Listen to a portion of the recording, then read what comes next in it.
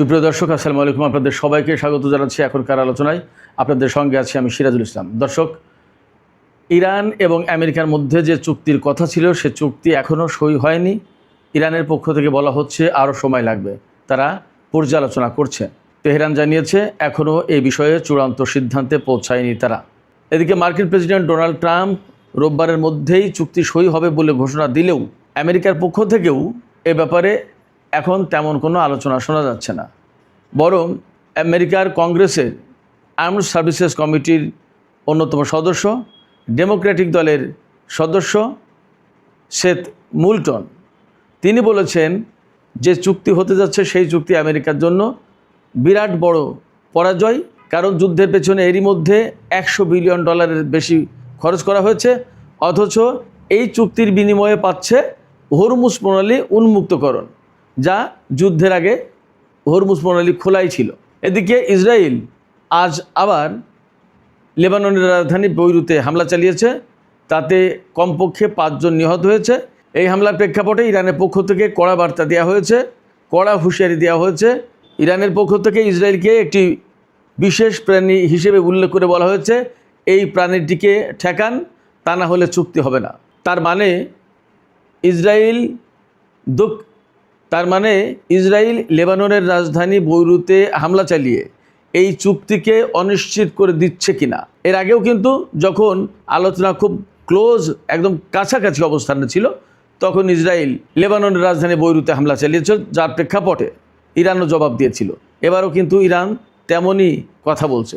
এই রকম প্রেক্ষাপটে ইরানের IRGCর রাজনৈতিক বিষয়ক deputy commander major general Yadullah Jawaani তিনি বলেছেন, আমাদের চোখ কান খোলা, আমাদের আঙুল কিন্তু ট্রিগারে। এই প্রেক্ষাপটে ইরান এবং আমেরিকার মধ্যকার চুক্তি কি বড় ধরনের অনিশ্চয়তার মধ্যে পড়ল কিনা। সুপ্রিয় দর্শক, এই সমস্ত বিষয় নিয়ে এখন বিস্তারিত আলোচনা করব। আশা করি আপনারা আলোচনার শেষ পর্যন্ত সঙ্গে থাকবেন। আর ভিডিও ভালো লাগলে লাইক, কমেন্ট, শেয়ার করবেন এবং চ্যানেলটি সাবস্ক্রাইব করে সাথেই থাকবেন। দর্শক, চলুন বিস্তারিত আলোচনা করি। প্রথম আলোচনা হচ্ছে, দর্শক, বিস্তারিত আলোচনার শুরুতে আর একটা তথ্য জানিয়ে রাখি।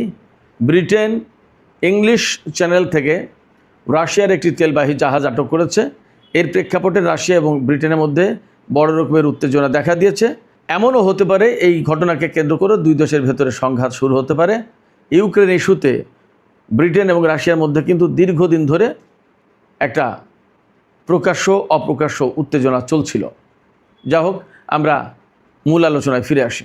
ইরান এবং আমেরিকার মধ্যে চুক্তি সই হবে, এ ব্যাপারে দুই পক্ষ একেবারেই কাছাকাছি। ইরানের পক্ষ থেকে বলা হয়েছিল আমরা খুব কাছাকাছি চুক্তির, আর আমেরিকা বলেছিল, আমেরিকার প্রেসিডেন্ট ডোনাল্ড ট্রাম্প, তিনি বলেছিলেন যে রোববার চুক্তি সই হবে। এইভাবেই পাকিস্তানের প্রধানমন্ত্রী শাহবাজ শরীফও বলেছিলেন যে আগামী 24 ঘন্টার ভেতরে চুক্তি হতে পারে। কিন্তু ইরানের পক্ষ থেকে বারবারই বলা হচ্ছে যে এখনও তারা চূড়ান্ত সিদ্ধান্তে পৌঁছাননি।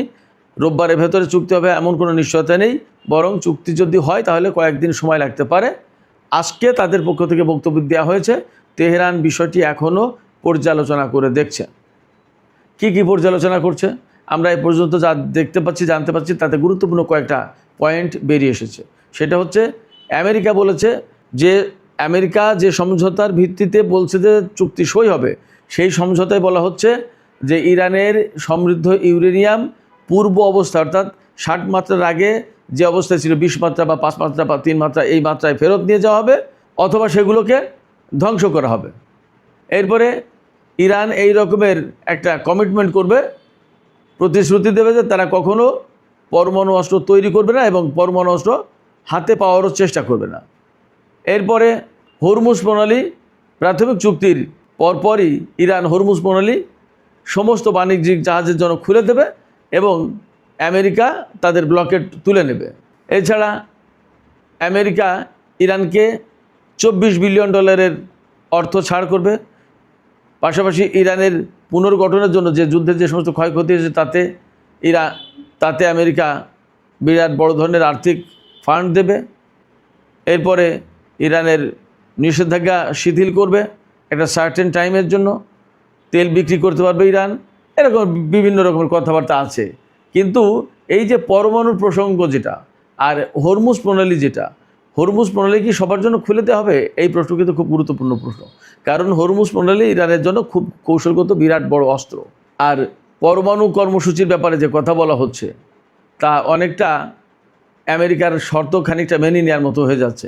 সেটা করবে কি করবে না এ ব্যাপারে কিন্তু তাদেরকে আরও বোঝাপড়া করতে হচ্ছে ইরানকে। এই পাশে আমরা দুপুরের ভিডিওতে বলেছি যে এই রকমের চুক্তির দিকে যাওয়ার জন্য আব্বাস আরাকচির বিরুদ্ধে কিন্তু রাজধানী তেহরানে বিক্ষোভ হয়েছে।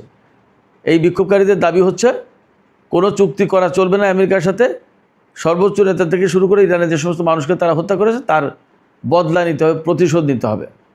এই প্রেক্ষাপটে ইরান সরকার একটু চাপের ভেতরেই আছে, তা বোঝা যাচ্ছে।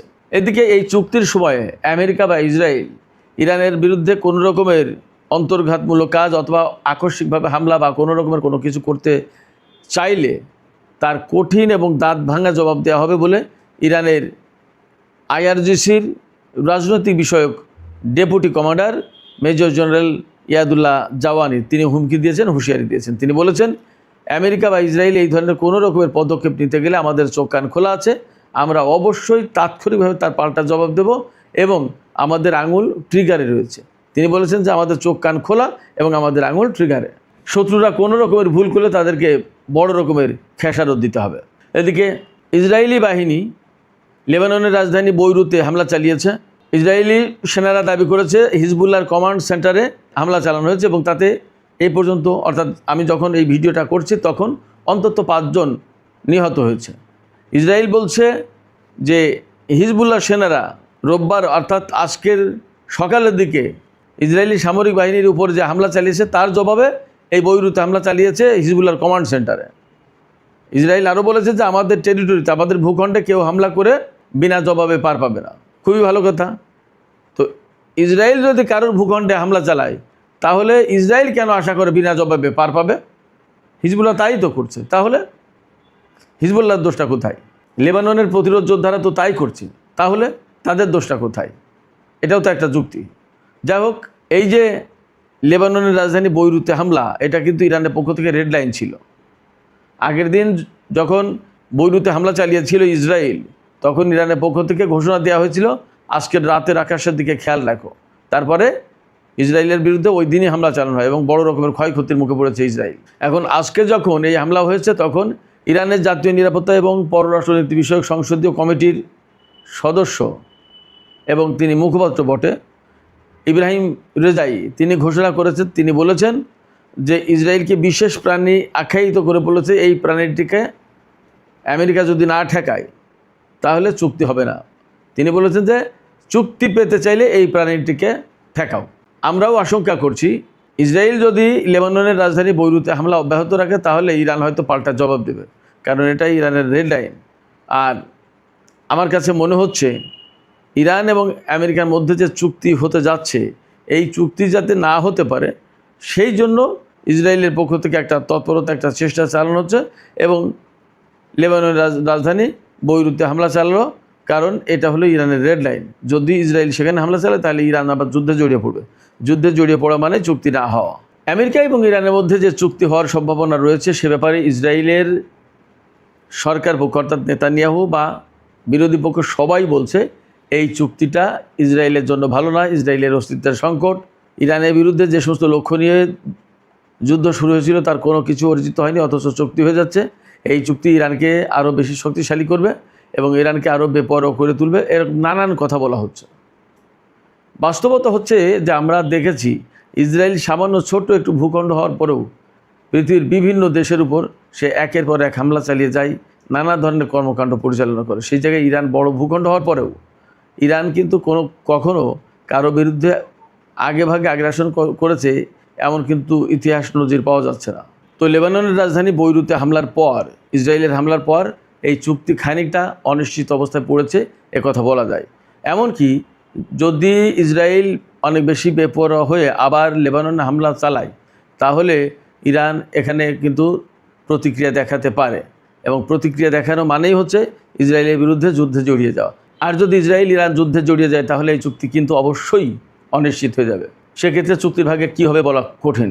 এদিকে আমেরিকার কংগ্রেসের প্রতিনিধি পরিষদের আর্মড সার্ভিসেস কমিটির সদস্য সেথ মুলটন, তিনি ডেমোক্রেটিক দলের সদস্য, তিনি প্রশ্ন তুলেছেন যে যুদ্ধ শুরুর আগে হরমুজ প্রণালী খোলা ছিল, এখন চুক্তি করে যদি হরমুজ প্রণালী খোলা হয় তাহলে মাঝখানে যুদ্ধের পেছনে যে $100 বিলিয়ন খরচ করা হয়েছে তার কি মানে আছে, তার মূল্য কী এবং এইটা কেন করা হলো।